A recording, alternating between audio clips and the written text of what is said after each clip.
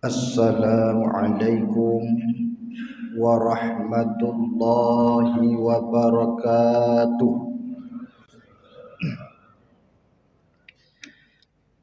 Alhamdulillahilladzi unzila fihil Qur'an hudan linnasi wa bayyinatin minal huda wal furqan.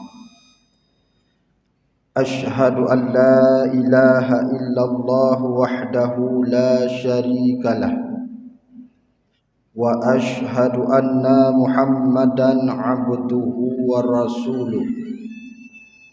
Allahumma salli wa sallim wa barik ala sayyidina Muhammadin wa ala alihi wa sahbihi ajma'in, amma ba'du.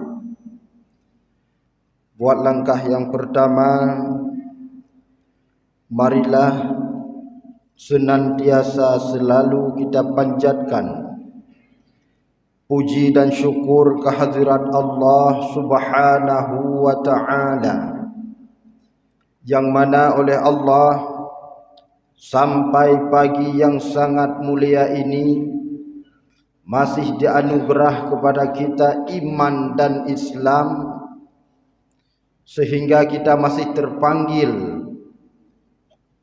kepada rumah Allah yang sangat mulia ini untuk melaksanakan salat subuh secara berjamaah.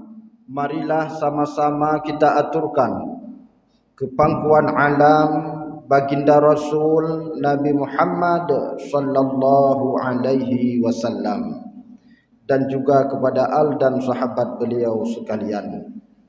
Yang mulia dan terhormat, pertama sekali kepada Imam Besar Masjid Jami yang kita cintai ini, yang mulia dan terhormat kepada Ketua BKM, Panitia Pembangunan Masjid beserta remajanya, para hadirin kaum muslimin sidang jamaah salat subuh yang dimuliakan Allah Subhanahu wa ta'ala.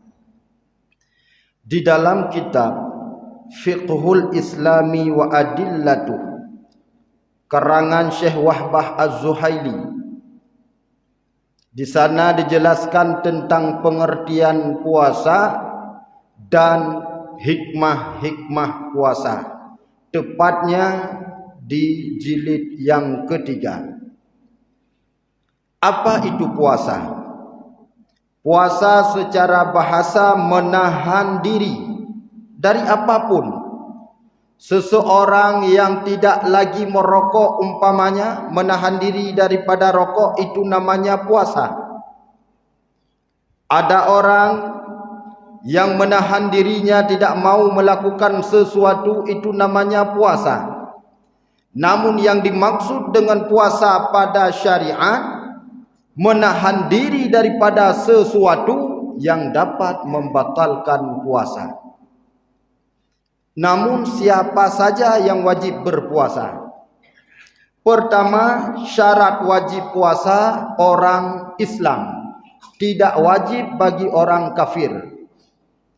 Yang kedua, wajib berpuasa bagi orang yang balik, yang sampai umurnya. Yang ketiga, wajib berpuasa syaratnya bagi orang-orang yang berakal. Dan yang keempat,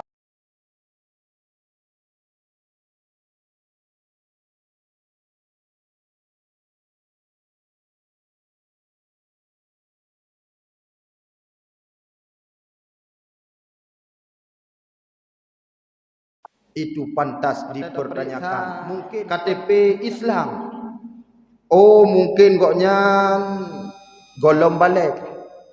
Takalan umur kan 17 ke apa balik lah. Cika betano. Tapi golong cik ke puasa.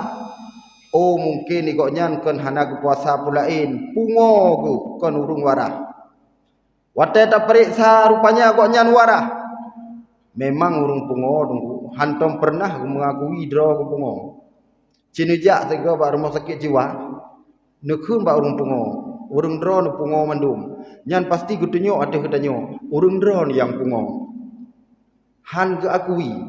Maka orang-orang yang ditangkap karena gila pasti mengaku draw gelong baik ne drop hana pungo. Tapi dawanya hana peremu ni baju ile. Ke masalah hana pungo untuk periksa.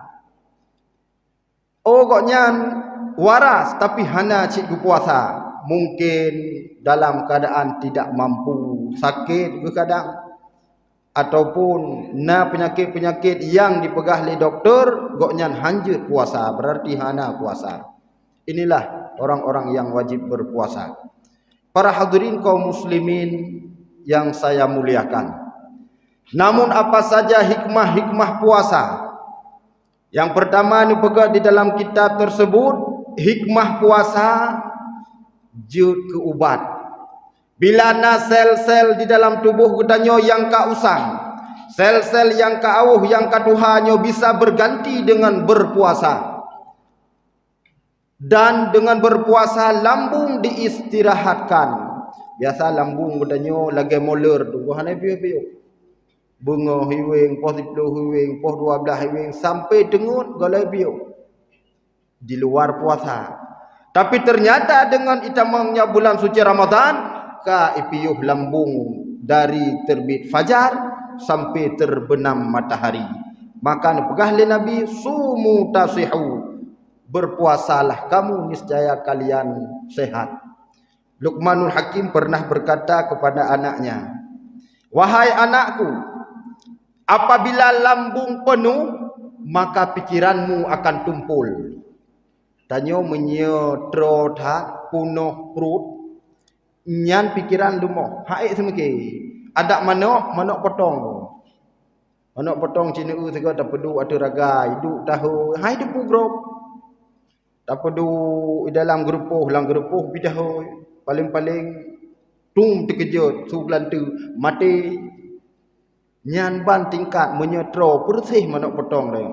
Kata jok sikin tak peduk padaku dan sembeli sulo mentang lagi hana kejadian sapu nyan manuk potong. Maka orang-orang yang perutnya penuh dengan makanan yang ke manuk potong deh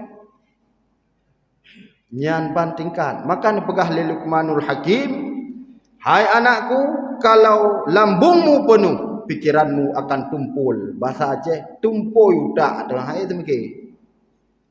Yang kedua, wahai anakku, bila lambungmu penuh maka akan bisu hikmah. Watai dah pegah habah hana hikmah sapu. Pegah habah laju bruh putuh pu yang galak tu. Yang menyelambung penuh. Yang ketiga, wahai anakku, kata Luqmanul Hakim, kamu akan malas beribadah. Maka tak tunggu cocok analisanya. Pakon malam pertama Ramadan halat masjid, halat melasa, halat musalla. Ternyata orang masih lapar. Urapun terawih nyan uroji hana puasa alam. Maka malam punuh. Uro kedua kam lagi puasa. Nyan kabrat tunggu. Puasa pun lam. Puyan tak dah beliau. Miyu pertalit kan? Pertalit lam peluk aku nyan sebuah mata tu robon. Lato-lato ni umit nyan boh rorom di mata tu. Urapun.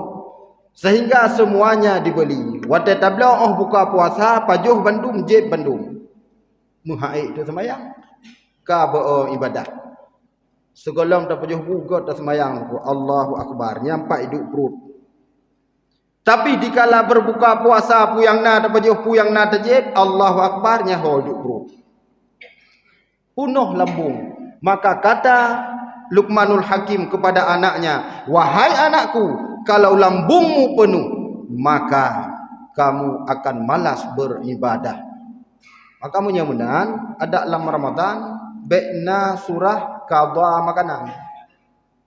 Bengah sagah hana ada baju, cauro hana ada baju, support ubena ada kupu. Nyan berarti kitanya golong mampu menjaga lambung dengan baik. Para hadirin kaum muslimin yang berbahagia. Dan dikatakan oleh Al-Kamal Ibnul Hammam juga masih di dalam kitab Fiqhul Islami wa Adillatuh, bahwa menurut goknyan hikmah puasa yang pertama adalah untuk mengendalikan hawa nafsu. Tanyo pasti nafsu. Karena manusia tanpa nafsu itu bukan manusia namanya, tapi malaikat. Namun manusia tidak mampu menghilangkan hawa nafsu. Manusia diperintahkan untuk mengendalikan hawa nafsu. Bukan untuk begaduh, tapi untuk tak kendali. Bagaimana cara mengendalikan hawa nafsu? Syekh Zunnun mengatakan di dalam kitab Minhajul Abidin karangan Imam Al-Ghazali, ni'ma hajibu syahwati ghaddul absari. Sebaik-baik cara menyekat manusia dengan nafsu adalah menundukkan pandangan. Nyo tunggu mata. Matanya melempah bahaya. Asai kata jak si karuh tak u. Maaf. Bungoh tajak upasai dia belanja. Itanyo mata tu bersih mata cerape. Hanai dong anu mata tu. Igese. Wate di hurinang tak ufon. Astagfirullah. Tak ulam. Astagfirullah dong. Tak ugeleh hendak hendak astagfirullah. Kagak ada pahala puasa. Pakon pandangan bunuh, maka pandangan cukup bahaya. Kadang na perumah ilikut Honda na perumah ditambah Honda, tatun me kerling atu perumah gua pi samping. Bukti ji na urinang ya cutin i perumah gua tengah ke Honda. Gua mau pakai getanya ngelako kupu ke cutin lom, ho ne u sayo. Ku kala logo bat tano. Ho watu ku kalon. Nyan haid dah jaga pandangan. Rupanya pandangan ini sangat berbahaya. Nah urungnya nak kacapion Honda. Tapi ke ku syuk dah ke Honda rupanya ke urinang likut bak kacapion. Kalon oma seponu ya patinggai tari kagada pahala puasa. Maka kata Syekh Zunnun, sebaik-baik penyekat manusia dengan hawa nafsu menundukkan pandangan. Ada istilah di dalam ilmu tasawuf, berjalanlah kamu dengan menutup mata. Nyobek salah mukum. Ujak berjalan, upit mata. Mau menyetabah Honda, tabah motor, tepit mata, cin bayang. Dia tabah phone atau Honda, bantah belut, kalam pagu.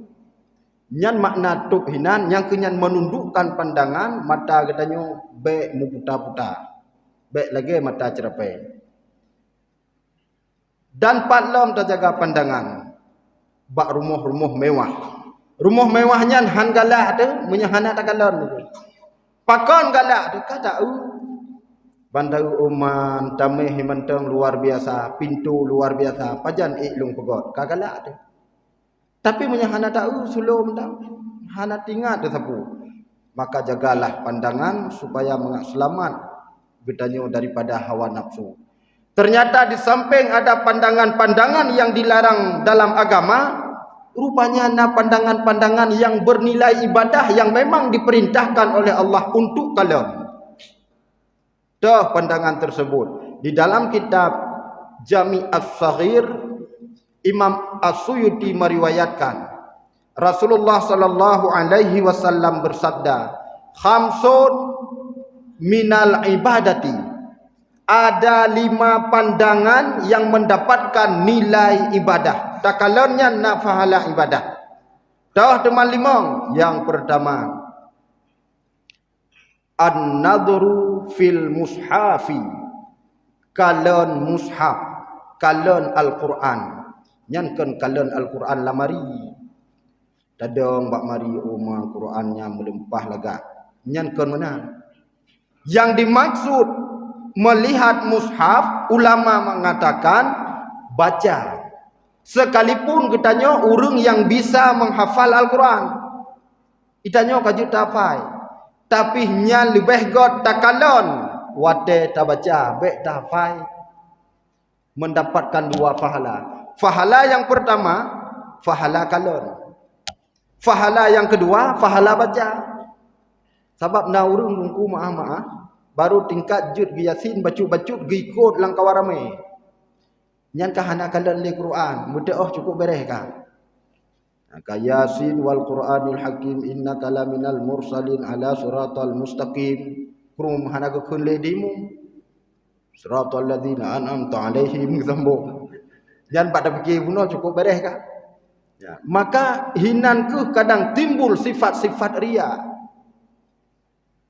Ada kajut cok Quran kalon supaya mengakna fahala kalon dan na fahala baca. Yang pertama. Yang kedua ada pegah oleh Nabi pandangan-pandangan yang menghasilkan ibadah, yang mendapatkan nilai ibadah. Wan nadhru ilal ka'bati, kalon kepada Ka'bah. Maka di Arab nyan hana sunat kalon bak tempat sujud waktu dah sembahyang. Tapi sunat kalon atuh Ka'bah. Mana urang yang tunggu mesti Ka'bah bak gambar ke bang. Nya hana sunat. Beduk juga Ka'bah gambar.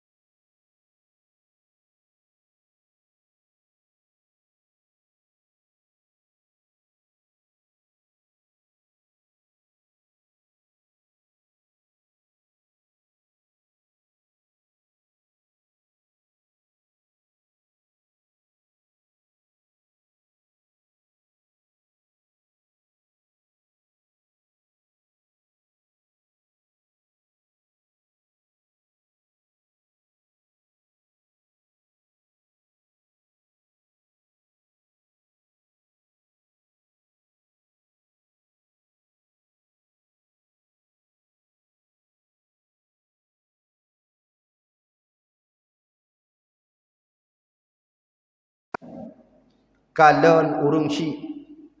Kita kalau urung syik ka tuha-tuha gegeduk bahasa godame. Nyan tidak urung syik nyan fahala nabi oleh Allah. Terenungkan bagaimana kulitnya yang dulu putih gelih mencahaya. Tapi huronyo waktu kalian kulit go nyan ka hitam support wa kumita nafkah untuk keluarga. Nyan kita nyu nafahala nabi Allah. Mak kedanyo, ayah kedanyo kadang neduk mau wata seput nu pegah haba dua ni. Hai mai. Na buno sinya ipuwo bak Honda. Aleh pu, aleh saka, aleh sitrop. Rupanya kan rumah urung ci ipuwo, rumah droy. Kalapan ka puasa musi kilo saka golom tajuk kurung ci. Kalapan ka puasa musi on kurma golom tajuk kurung ci. Kadang kalapan ka puasa musabah sutruk golom tajuk kurung syik. Di manakah nilai kita seorang anak? Menyatatim renungkan tatim kalian bagaimana perjuangan mereka. Nyan yang kerja bangunan tungku bak molurnya pusat ke samping itu.